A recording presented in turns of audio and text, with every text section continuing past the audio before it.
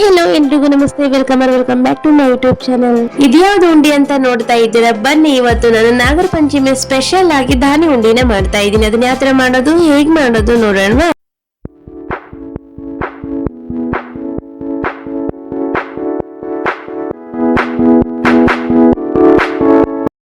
Save laddu ಅಂತಾನು ಕರೀತಾರೆ. ಇನ್ನೇ ನನ್ನ ಚಾನಲ್ ಸಬ್ಸ್ಕ್ರೈಬ್ ಮಾಡೋದಾಗಿ ನೋಡ್ತಾ ಇದ್ರೆ ನೋಡಿ, ಹೋಗಿ ಬೇಗ ಸಬ್ಸ್ಕ್ರೈಬ್ ಮಾಡ್ಕೊ. ಈ ಒಂದು ಧಾನಿ ಉಂಡಿನ ಯಾವ ತರ ಮಾಡೋದು, ಹೇಗ್ ಮಾಡೋದು ನೋಡ.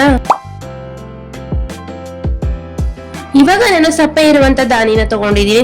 ಸಪ್ಪೆ ಇರುವಂತ ತಗೊಂಡ್ರೆ ಟೇಸ್ಟ್ ಚೆನ್ನಾಗಿ ಬರುತ್ತೆ. ಖಾರ ಐತಂದ್ರೆ ಅದು ಮಾಡಕ್ಕೆ ಹೋಗ್ಬೇಡಿ, ಚೆನ್ನಾಗಿ ಬರೋದಿಲ್ಲ. ಇವಾಗ ನಾನು ಆ ಧಾನಿನ ಸ್ಟವ್ ಆನ್ ಮಾಡಿ ಒಂದು ಪಾತ್ರನ ಇಟ್ಕೊಂಡು ಧಾನಿ ಹಾಕೊಂಡು ಲೋ ಫ್ಲೇಮ್ ಅಲ್ಲಿ ಇಟ್ಟು ಇದನ್ನ ಬಿಸಿ ಮಾಡ್ಕೊಳ್ತಾ ಇದ್ದೀನಿ. ಹೈ ಇಡಕ್ ಹೋಗ್ಬೇಡಿ, ಸೀದೋಗ್ಬಿಡುತ್ತೆ. ಹಾಗೆ ಲೋ ಫ್ಲೇಮ್ ಅಲ್ಲೇ ನಾವು ಇಟ್ಟಿದ್ದನ್ನ ಸ್ವಲ್ಪ ಬಿಸಿ ಮಾಡ್ಕೊಂಡ್ರೆ ಸಾಕು, ಚೆನ್ನಾಗಿರುತ್ತೆ. ಇವಾಗ ನಾನು ಅದೇ ಪಾತ್ರೆಗೆ 2 ಸ್ಪೂನ್ ಅಷ್ಟು ಗಸಗಸಿನ ಸೇರಿಸ್ಕೊಂಡ ಇದ್ದೀನಿ. ಲೋ ಫ್ಲೇಮ್ ಅಲ್ಲಿ ಇದನ್ನು ಸಹ ಗಸಗಸಿನ ಬಿಸಿ ಮಾಡ್ಕೊಳ್ಳೋಣ.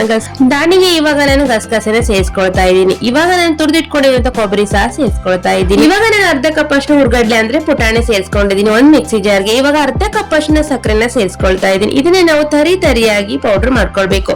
ನೋಡ್ತಾ ಇದ್ರಲ್ಲ, ಈ ತರ ನಾವು ತರಿಯಾಗಿ ಪೌಡರ್ ಮಾಡ್ಕೊಂಡ್ರೆ ಸಾಕು. ಇವಾಗ ನಾನೇನ್ ಮಿಕ್ಸ್ ಮಾಡ್ಕೊಂಡಿದ್ದೇನೆ ಅದಕ್ಕೆ ನಾನು ಇದನ್ನ ಸೇರಿಸ್ಕೊಂಡು ಪೂರ್ತಿ ಕೈಯಿಂದ ನಾವು ಕೆಳಗೆ ಮೇಲೆ ಮಿಕ್ಸ್ ಮಾಡ್ಕೊಳ್ಬೇಕು ಇದನ್ನ.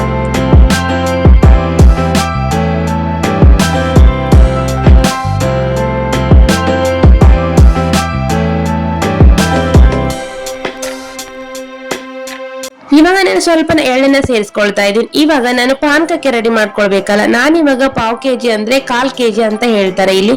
1/4 kg ನಾನು ಬೆಲ್ಲನ ಜಜ್ಜಿ ಇಟ್ಕೊಂಡು ಒಂದ್ ಪಾತ್ರೆಗೆ ಹಾಕೊಂಡು ಸ್ಟವ್ ಆನ್ ಮಾಡಿ ಟೀ ಕುಡಿಯೋ ಲೋಟದಷ್ಟು ನಾವು ನೀರ್ನ ಸೇರಿಸ್ಕೊಳ್ಬೇಕು. ನೋಡ್ತಾ ಇದ್ರಲ್ಲ, ಈ ತರ ಒಂದು ಎಳೆ ಪಾಕ ಬಂದ್ರೆ ಸಾಕು, ಫೈನಲಿ ಪಾಕ ರೆಡಿ ಅಂತಾನೆ ಹೇಳ್ಬೋದು. ಪಾಕದ ಮೇಲೆ ಗಮನ ಇರಬೇಕು. ಜಾಸ್ತಿ ಗಟ್ಟಿಯಾಗಿ ಜಾಸ್ತಿ ಹೈ ಆಗಿ ಪಾನಕ ಬರಕ್ ಬಿಡಬೇಡಿ, ಪೂರ್ತಿ ಗಟ್ಟಿ ಆಗ್ಬಿಡುತ್ತೆ. ಹಾಗಾಗಿ ನೋಡ್ತಾ ಇದ್ರಲ್ಲ, ಈ ಒಂದ್ ಎಳೆ ಪಾಕ ಬಂದ್ರೆ ಸಾಕು.